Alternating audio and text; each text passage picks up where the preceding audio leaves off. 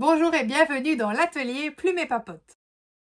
Aujourd'hui, je vous présente la boîte 5 minutes pour oraliser, qui est donc une boîte qui vous permettra de travailler le vocabulaire avec les plus petits comme avec les plus grands. Cette boîte est composée de 100 cartes. Chaque carte est une activité à part entière et elles sont elles-mêmes regroupées en fait en 10 catégories. Donc vous allez avoir par exemple les animaux, les métiers, les aliments, les jouets, les vêtements, etc.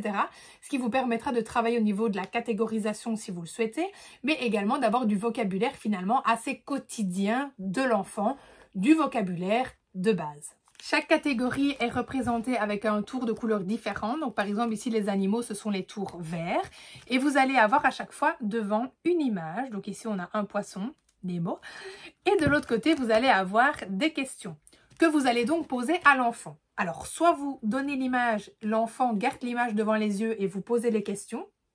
Soit l'enfant mémorise la carte et vous lui posez les questions donc face cachée. Ça, c'est évidemment à vous de voir en fonction de ce que vous voulez stimuler et ou du niveau de votre enfant. Donc là, un exemple concret, on va avoir « Que vois-tu sur l'image ?» L'enfant répond « Un poisson. » De quelle couleur est-il? Il est orange, rouge et blanc. Que mange le poisson? Ici, on fait appel à ce que connaît l'enfant de l'animal, de l'objet, du métier, etc. Donc, vous allez avoir des questions directement sur l'image elle-même, mais également de ce qu'on en connaît. Et là, c'est intéressant parce qu'on va travailler, certes, les catégories, puisqu'on peut prendre par exemple tous les animaux et travailler sur l'animal. On travaille la description et l'observation d'images, mais également ce qu'on appelle le lexique en réseau. Et c'est là, et c'est grâce à ce lexique en réseau que l'enfant va pouvoir développer son vocabulaire, puisqu'il va non pas se contenter d'observer ce qu'il voit et de connaître ce vocabulaire-là, il va faire des connexions pour aller rechercher des informations. Et c'est de cette façon que c'est le plus intéressant de travailler.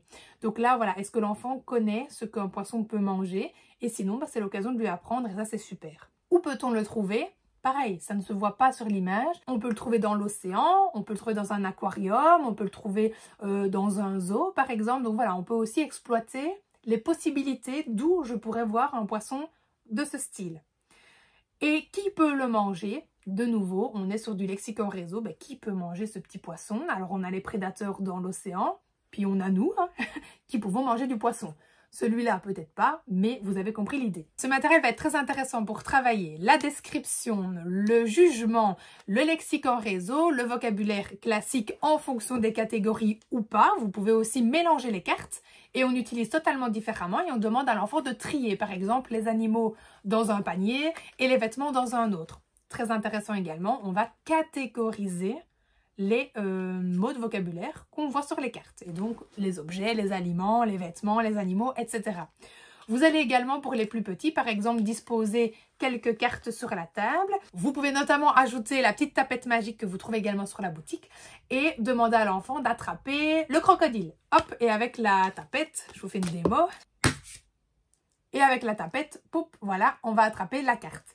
Vous allez également pouvoir, admettons si vous avez des animaux miniatures, des Playmobil, des Lego 1, 2, 3 ou tout ce que vous voulez, disposer par exemple des cartes sur la table et le tout petit doit associer l'objet 3D à ce qu'il voit sur la table par exemple et donc aller associer le crocodile Playmobil qu'il a sur le crocodile de la carte et ainsi de suite. Donc oui, c'est un jeu qui de base est prévu.